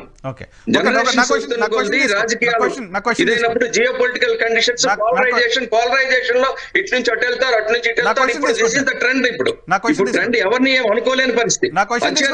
ఎన్నికలు దగ్గర వస్తున్నాయి కాబట్టి ఆంధ్రప్రదేశ్ లో when we confine to Andhra Pradesh, ఇవాళ టీడీపీ జనసేన ఇద్దరు కూడా ఖచ్చితంగా ఎలియన్స్ ఆల్మోస్ట్ ఇదైంది, కాంక్రీట్ అయింది. అంచేత మా ఇద్దరం అయితే ఆ విధంగా వెళ్తున్నాం. మిగతా ఇప్పుడు నా క్వశ్చన్ తీసుకోండి సార్, ప్లీజ్ చెప్పండి. నా క్వశ్చన్ తీసుకోండి. హనుమంత్ రెడ్డి గారు చెప్పడం ఏంటంటే భారతీయ జనతా పార్టీలో ఉన్న కొంతమంది నాయకులు టీడీపీ నుంచి వెళ్ళిన వాళ్ళు అక్కడ ఇన్ఫ్లుయెన్స్ చేస్తున్నారు అన్నారు, దాన్ని ఖండించారు రవి గారు. బట్ రవి గారు చెప్తున్న పాయింట్ ఏంటంటే మేము పొత్తులో ఉండి నష్టపోయాం, 20 ఏళ్ల క్రితమే 18% ఓటు బ్యాంక్ మాకు ఉండేది, పొత్తుల కారణంగా నష్టం జరిగింది, పొత్తు తర్వాత ఢిల్లీలో ఇలా దీక్షలు చేశారంటే కొన్ని ఫోటోగ్రాఫ్స్ చూపిస్తున్నారు. ఒంటరిగా వెళ్ళాలని మొత్తం భారతీయ జనతా పార్టీ రాష్ట్ర నాయకత్వం కార్యకర్తలు ప్రధానంగా కోరుకుంటున్నారు అనేది రవి గారు చెప్తున్న మాట. అది వాళ్ళ స్ట్రాటజీలో అది కరెక్ట్ కావచ్చండి. ఎందుకంటే ఎప్పుడైనా కూడా ఇండివిజువల్ గా స్ట్రెంగ్త్ పెంచుకోవాలని, అందులో నేను ఇందాకే చెప్పాను, నేను చెప్పాను ఇవాళ ఎన్డీఏకి ఒక ఫేవరబుల్ సిచ్యువేషన్ కంట్రీలో ఉంది. ఆ సిచ్యువేషన్ లో ఈ ఇన్స్టెడ్ ఆఫ్ ఎలియన్సెస్ వీటన్నిటిలో బదులు డైరెక్ట్ గా స్ట్రెంగ్తన్ చేసుకొని పార్టీని స్ట్రెంగ్తన్ చేసుకోవటం. ఎందుకంటే బీజేపీ ఆ విధంగానే వచ్చింది. ఇవాళ ఒకప్పుడు ఏమీ లేని బీజేపీ ఇవాళ దేశంలో నేషనల్ పార్టీలో నెంబర్ 1 గా స్థాయిలో ఉందంటే 2 terms అయింది, 3rd term కూడా there is a possibility ఉంది. అది ఎందుకంటే we can speak the truth అండి. అంచేత వాళ్ళకి ఇవాళ కాన్ఫిడెన్స్ రావచ్చు, ఎందుకంటే సొంతంగా స్ట్రెంగ్తన్ చేసుకుందాం. ఇవాళ ఫేవరబుల్ సిచ్యువేషన్స్ ఉన్నాయి.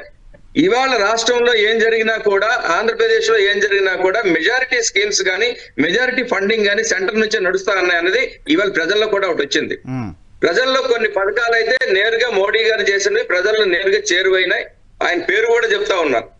ఇవన్నీ పరిస్థితులు వల్ల బీజేపీ ఆ విధంగా ఇప్పుడు అల్టిమేట్ గా it is their interest, their strategy, their టీడీపీకి రాష్ట్ర ప్రయోజనాల కోసం ఎంత అవసరమో భారతీయ జనతా పార్టీ కూడా అదే అవసరం ఉందా లేదా అనేది పొత్తుపైన ఇంపాక్ట్ చూపిస్తుంది. ఒక్క నిమిషం హనుమంత్ రెడ్డి గారు.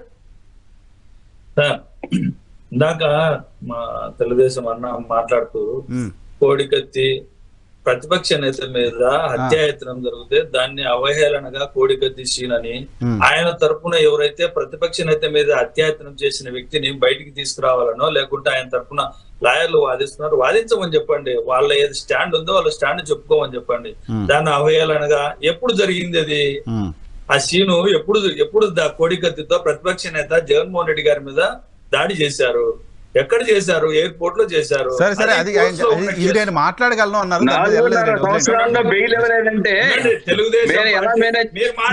వ్యవస్థని క్లియర్ గా తెలుసండి ప్రజలకి, అది తెలుసు కాబట్టి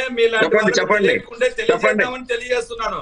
మీలాంటి వాళ్ళు ప్రజలు మాకన్నీ తెలుసు, మీరు మాట్లాడండి, మీరు మాట్లాడండి అంతే, కానీ మాకు తెలియజేయాల్సిన మీ దగ్గర నేర్చుకోవాల్సిన పని మాకైతే లేదు, మీ దగ్గర నేర్చుకోవాల్సిన పని మాకు లేదు. మీరేం చెప్పాలన్నారో చెప్పండి, అది మీరేం చెప్పాలంటే చెప్పండి, అంతేగాని నాకు తెలియజేయాల్సిన మా పని మీకైతే లేదు. కాకుంటే నేను ప్రేక్షకులకు తెలియజేస్తాను, మీరు ఇందాక చెప్పిన అలా తెలియజేయండి. ఓకే, అందుకే అలా తెలియజేయండి. అదే తెలుగుదేశం పార్టీ అధినేత చంద్రబాబు నాయుడు గారి అధికారంలో ఉన్నప్పుడు జరిగిన కేసులు అవి కోర్టులో ఉన్నాయి. కోర్టులో ఉండే అంశాలను బట్టి కోర్టుల్లో దేశ ప్రధానులు ప్రభావితం చేస్తారో లేకుంటే అమిత్ షా ప్రభావితం చేస్తారో, ఎవరు ప్రభావితం చేస్తారో మీరు చెప్పే బాటలు బట్టి గతంలో మీ కేసుల పట్ల ఆ విధంగానే ప్రవర్తించారా?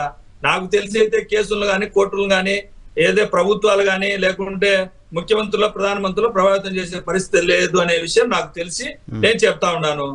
ఒకటి, ఇందాక మాట్లాడుతూ అవినాష్ రెడ్డి గారి కేసు, వైఎస్ వివేకానంద రెడ్డి గారి కేసు కోర్టులో జరుగుతా ఉంది. కోర్టులో జరిగిన ద్వారా తద్వారా దాన్ని ఏ విధంగా ఎదుర్కోవాలో అది వైఎస్ఆర్ కాంగ్రెస్ పార్టీ ఎంపీగా మా వైఎస్ అవినాష్ రెడ్డి గారికి తరపున మేము ఏ విధంగా పోరాడాలో ఆ విధంగా పోరాడతాం. మీరు ఏదైతే దస్తగిరి కేసు, ఎవరైతే వివేకానంద రెడ్డి గారిని చంపిన దస్తగిరి తరపున లేకుంటే ఆ దస్తగిరిని సపోర్ట్ చేస్తున్న సునీతమ్మ తరపున తెలుగుదేశం పార్టీ లాయర్లే వాదిస్తా ఉన్నారు.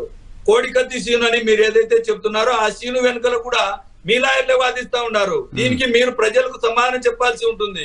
ఆ అంశం గురించి పక్కన పెడితే ఇంకోటి మీరు మాట్లాడుతూ అదే నేను చెప్పేది, చంద్రబాబు నాయుడు గారి నైజం ఎలా ఉంటుందంటే తాను బీజేపీ వల్ల 99లో 2014లో గెలిచినా కానీ నా వల్లనే బీజేపీ గెలిచింది, ఆ రోజు వాజ్పేయి గారు ప్రధానమంత్రి అయ్యారు, ఈ రోజు మోడీ గారు నా వల్లనే అయ్యారని ప్రచారం చేసుకోవడంలో దిట్ట చంద్రబాబు నాయుడు గారు అనే విషయం ఇహా న్యూస్ ప్రేక్షకుల ద్వారా తెలియజేస్తా ఉన్నాను. ఎందుకనంటే చంద్రబాబు నాయుడు గారు ఇప్పటికి కూడా ఒక సంఖలో బీజేపీని, ఒక సంఖలో కాంగ్రెస్ పార్టీని ఇరికించుకొని తిరుగుతా ఉన్నాడు, దేశం అంతా తిరుగుతా ఉన్నాడు. దేశంలో 2018 ఎలక్షన్ల 2019 ఎలక్షన్ల ముందర 2018లో నరేంద్ర మోడీ గారిని తిట్టి అదే నరేంద్ర మోడీ గారిని దించాలని అన్ని రాష్ట్రాలకు డబ్బులు పంపించిన తెలుగుదేశం పార్టీ ఫండ్స్ రైజ్ చేసి అన్ని కాంగ్రెస్ పార్టీకి డబ్బులు ఇచ్చింది తెలుగుదేశం పార్టీకి చంద్రబాబు నాయుడు గారు. ఆ కేసులోనే మీ ఎంపీ అయినటువంటి గల్లా జయదేవ్ గారు ఇప్పుడు అవన్నీ గుర్తు చేస్తున్నారా బీజేపీ జాగ్రత్త చూసుకోండి. హనుమంత్ రెడ్డి గారు ఒక్క నిమిషం హనుమంత్ రెడ్డి గారు అసలు మోడీ గారి గురించి బీజేపీ గారి గురించి రవికిరణ్ గారు మాతో మాట్లాడాలి. అసలు మీరెందుకు బీజేపీ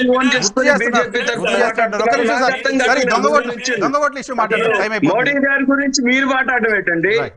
మన ఈవేళ భారతదేశంలో అత్యంత ఎవరంటే నరేంద్ర మోడీ గారు.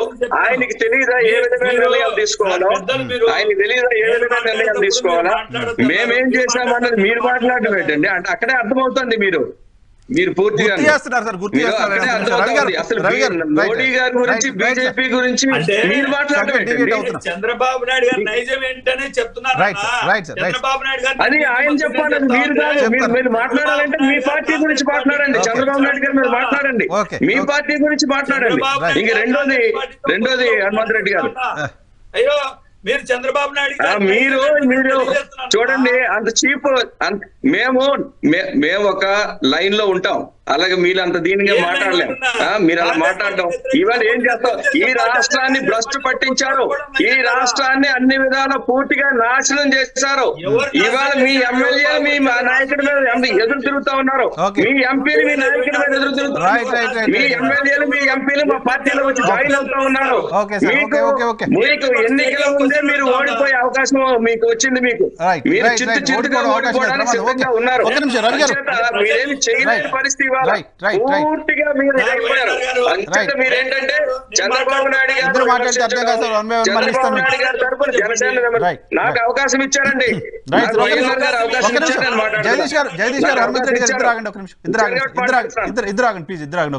మనం ఓట్లకు సంబంధించిన ఇష్యూ మాట్లాడలేదు, టైం అయిపోతుంది. ఒకసారి రవి గారు, ఆంధ్రప్రదేశ్ లో దొంగ ఓట్లు భారీగా చేర్పించారని, అక్కడ లేకపోతే కొంతమంది రాజకీయ పార్టీలకు సంబంధించిన ఓట్లను తీసేసే ప్రయత్నం చేస్తుంది అధికార పార్టీ అని ఒక అలిగేషన్స్ వస్తున్నాయి. ఎంతవరకు పాసిబిలిటీ ఉంది? ఎలా చేయగలుగుతుంది అధికార పార్టీ? ఏ రకంగా అడ్డుకోవాల్సిన అవసరం ఉందని? వైఎన్ఆర్ గారు, దీని మీద ఆల్రెడీ చీఫ్ ఎలక్షన్ కమిషన్ మొన్న కిందటి నెల 9-10 తారీఖుల్లో రాష్ట్రానికి వచ్చారు. మొత్తం దాని మీద కసరత్తు చేశారు. అలాగే తుది జాబితా కూడా మొన్న 22వ తారీఖు రిలీజ్ చేశారు.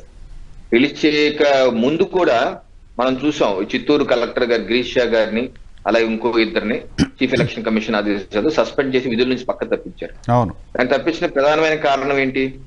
ఏదైతే తిరుపతి పార్లమెంట్ ఉప ఎన్నికల సమయంలో ఏదో ఈఆర్ఓగా ఉన్నటువంటి గిరీష్ షా గారు ఏ రకంగా తన లాగిన్ ఐడిని వేరే వాళ్ళకి ఇచ్చి 30-40 వేల వరకు ఓటర్ ఐడి కార్డ్స్ ని డౌన్లోడ్ చేసి ఆ యొక్క ఫోటోలు మార్చి దొంగ ఓట్లు సృష్టించి వేయించారన్నది చీఫ్ ఎలక్షన్ కమిషన్ దగ్గరకు వచ్చినటువంటి ఆధారాలు. దాన్ని బట్టి నిర్ణయం తీసుకుని తప్పించడం జరిగింది. అయితే ఈ మొన్న ఇచ్చినటువంటి నివేదికల్లో కూడా స్పష్టంగా చెప్పింది ఏంటంటే, ఇప్పటి వరకు ఏదైతే ఇక్కడ నుంచి చనిపోయిన ఓట్లు, అలాగే ఇక్కడ నుంచి ట్రాన్స్ఫర్ అయిపోయిన ఓట్లు, మొత్తం 22 లక్షల వరకు ఉన్నాయి. అదంతా మేము తొలగించాము, క్లీనప్ చేశాము. దీనిలో మొత్తం ఇచ్చిన ఫిర్యాదు, రాజకీయ పార్టీలు ఇచ్చిన ఫిర్యాదు పరిష్కరించాము అని మొత్తం 4,07,00,000 జాబితా ఇవ్వడం జరిగింది. ఇక నాకు తెలిసి ఇప్పుడు దీనిలో కూడా ఓకే చిన్న చిన్న ఉంటాయి, కానీ మేజర్ గా సమస్యలన్నీ దీనిలో పరిష్కరించబడ్డాయని చెప్పేసి నేనైతే విశ్వసిస్తున్నాను. ఎందుకంటే గట్టిగానే ఎక్సైజ్ జరిగింది. నాకు తెలిసి గత 10 సంవత్సరాలుగా ఇంత పెద్ద exercise, door to door verification చేయటం, ఓటు తొలగించేటప్పుడు నోటీస్ ఇవ్వటం, నోటీస్ ఇవ్వని అధికారుల మీద చీఫ్ ఎలక్షన్ సస్పెండ్ చేయటం, వాళ్ళు సస్పెండ్ చేయలేదు, ఏదో ఉంగురూరు ఏదో ఊరుంది అక్కడ సస్పెండ్ చేయటం చాలా సీరియస్ గా జరిగింది. ఎందుకంటే మా కాకినాడ పార్లమెంట్ లోనే చనిపోయిన ఓట్లు సుమారుగా వ్యక్తుల యొక్క ఓట్లు ఒక 10 ఏళ్ళుగా ఒక 30,000 ఓట్లు ఉండిపోయాయి. అవన్నీ గుర్తించి తొలగించడం జరిగింది. ఇంత పెద్ద ఎక్సైజ్ నాకు తెలిసి జరగలేదు. ఇప్పుడున్న ఓట్లు కరెక్ట్ గానే ఉండుండొచ్చు మేజర్ గా అయితే ఇవాళ ఒక పత్రికలో వచ్చింది కథనం వేరు. వాళ్ళేమంటున్నారు, ఆ కథనం ఎవరో స్టేట్ ఎలక్షన్ ఆఫీస్ లో ఉన్నటువంటి 2 వ్యక్తులు దానిలో జాయిన్ అయ్యి ఐటీ ఉద్యోగులు జాయిన్ అయ్యి ఆ డేటాని తస్కరించారు. ఇది డిసెంబర్ మాసంలోనే. అక్కడ ఉన్నటువంటి డేటా అంటే ఏముంటది, ఎపిక్ కార్డ్స్ తస్కరించారు. అయితే సాఫ్ట్ కాపీలు కలర్ జిరాక్స్, ఇప్పుడు జనరల్ గా మనకు ఓటర్ వచ్చి బ్లాక్ అండ్ వైట్ ఉంటాయి వైఎన్ఆర్ గారు, లేకపోతే ఆన్లైన్ లో ఉన్నాయి, ఫోటోలు లేకుండా ఉంటాయి. ఫోటో ఉండవు, అడ్రస్ ఉంటది. మన పార్టీలు పంపించేది ఏమో ఫోటోతో ఉంటాయి, అన్ని బ్లాక్ అండ్ వైట్ లో ఉంటాయి. సో అతను కలర్ ఇవన్నీ మొత్తం హార్డ్ డిస్క్ అన్ని కాపీ చేసుకుని ఆ డేటా మొత్తం తీసుకుపోయాడు అన్నారు. అయితే అది తీసుకుపోయి ఎంత నిజమో అంత పోదు మనకు తెలియదు, ఒక పత్రికా కథనం. ఒకవేళ తీసుకెళ్లిపోయాడు అనుకుందాం, ఒకవేళ తీసుకెళ్లిపోతే అతను చేయగలిగింది ఏంటి, ఆ యొక్క అది నాకు అర్థం కావట్లేదు. అంటే దాంతో ఏం చేస్తారు అనేది అదే చేయగలిగింది ఒకటి చేయగలడు. ఏం చేయగలడు, ఆ యొక్క సాఫ్ట్ కాపీలో ఏ రకంగా గిరీష్ షా గారు సహకరించి ఫోటోలు మార్పించారో అలా ఫోటోలు మార్పించి కొత్తగా ఫేక్ ఐడి కార్డ్స్ ముద్రించి ఇచ్చే అవకాశం ఉంటది. అదొక పాసిబిలిటీ. అయితే దీనికి ఇప్పుడు exercise election commission door to door చేశారో, ఇప్పుడు ఇంటింటికి కూడా ఎపిక్ కార్డులు కొరియర్ చేస్తున్నారు స్పీడ్ పోస్ట్ ద్వారా. ప్రతి ఒక్కరికి 4,07,00,000 ప్రతి ఒక్కరికి పోస్ట్ లో వెళ్ళిపోతుంది. ఇదివరకు అలా ఎప్పుడు వెళ్ళలేదు, ఎపిక్ కార్డులు పోస్ట్ లో ఇవ్వలేదు.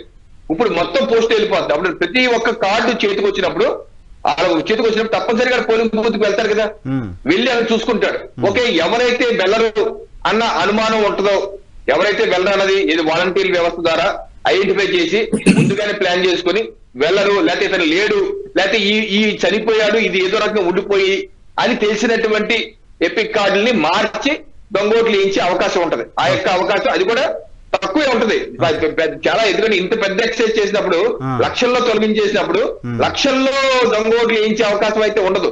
కొంతమేర చేయొచ్చేమో కానీ అంత డ్యామేజ్ ఉండదు. ఒకవేళ తస్కరించడం నిజమే అయినా ఆ పేపర్ లో రాసింది ఏంటి, ఆ డేటా లేక కంగారు పడుతున్నారన్నారు. ఒక కంప్యూటర్ లో లేనంత మాత్రాన సర్వర్ లో ఉండి సార్, సర్వర్లు అన్ని అమెరికాలోనో వేరే చోట ఉంటాయి, ఆ సర్వర్ బ్యాకప్ లో ఉంటాయి. ఆ ఈమెయిల్ అన్ని రిట్రీవ్ అయిపోతాయి. ఈమెయిల్ అన్ని పోయాయి, ఏం చేయాలని అర్థం కాలేదు రాశారు సదర్ పేపర్ లో.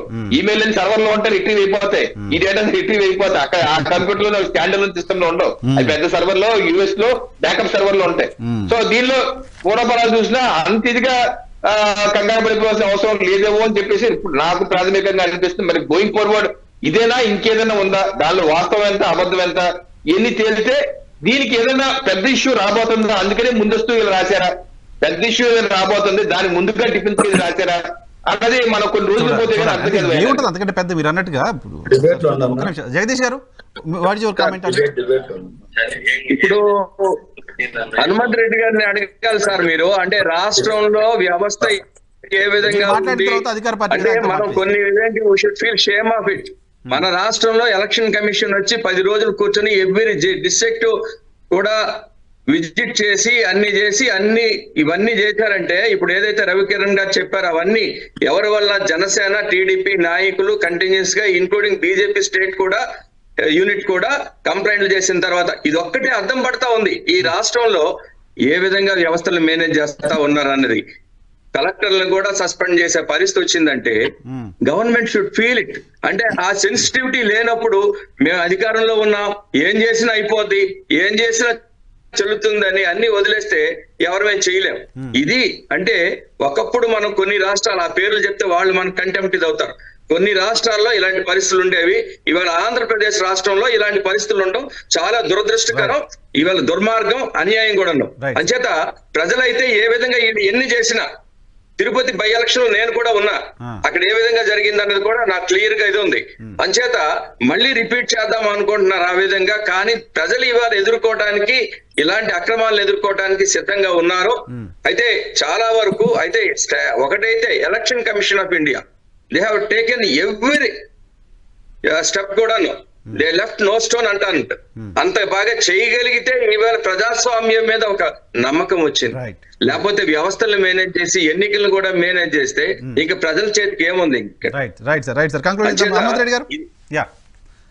గతంలో చంద్రబాబు నాయుడు గారు 2019 ఎలక్షన్లప్పుడు ఏదైతే ఎలక్షన్ కమిషనర్ గా ఉన్నటువంటి ఐఏఎస్ ఆఫీసర్ ను బెదిరించిన ఘటన ఏదైతే ఉంటే చంద్రబాబు నాయుడు గారు చేసిన విషయం ఈ రాష్ట్ర ప్రజలందరూ చూశారు.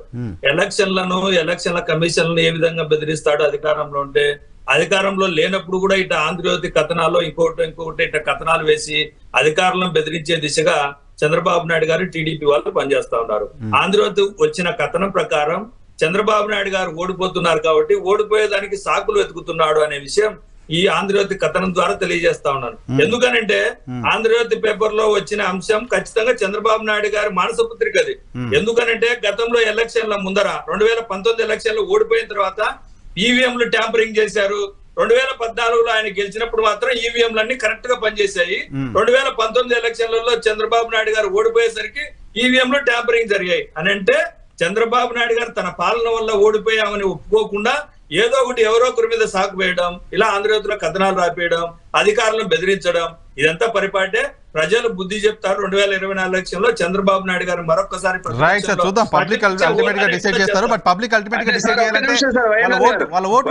ఒక సమాధానం చెప్పాలి హనుమంత్ రెడ్డి గారు. ఈ మధ్యన ఎలక్షన్ కమిషన్ చేసింది ఇక్కడంతా ఈ చర్యలన్నీ అవి జరిగాయా లేదంటారా? అది కూడా చంద్రబాబు నాయుడు గారు క్రియేట్ చేశారంటారా? దానికి సమాధానం చెప్పండి హనుమంత్ రెడ్డి గారు. చంద్రబాబు నాయుడు గారు ప్రతిసారి ఏదైతే ఎలక్షన్ కమిషన్ దృష్టిని తప్పుదావ పట్టించే దిశగా చంద్రబాబు నాయుడు గారు ఏదైతే చంద్రబాబు నాయుడు గారి తొత్తులుగా పనిచేస్తున్న వారందరూ ఎలక్షన్ కమిషన్ కూడా తప్పుదారి పట్టిస్తారని ఎలక్షన్ కమిషనే చెప్పింది ఆ విషయాన్ని. మీరు అది గుర్తుంచుకోవాలా. ఎంతసేపు ఉన్న దాన్ని పక్కన పెట్టేసి మీరు ఈవేళ మీరు ప్రభుత్వంలో ఉన్నారు, మీకేం చేత కాదు, చంద్రబాబు నాయుడుకి అవుతుందని అది ఒప్పుకుంటారా? జగన్మోహన్ రెడ్డి ముఖ్యమంత్రి వెరీ మచ్. ఇది వాళ్ళ రియాల్టీ చెక్. రేపటి షోలో మళ్ళీ కలుద్దాం. చూస్తూనే ఉండండి DHER TV.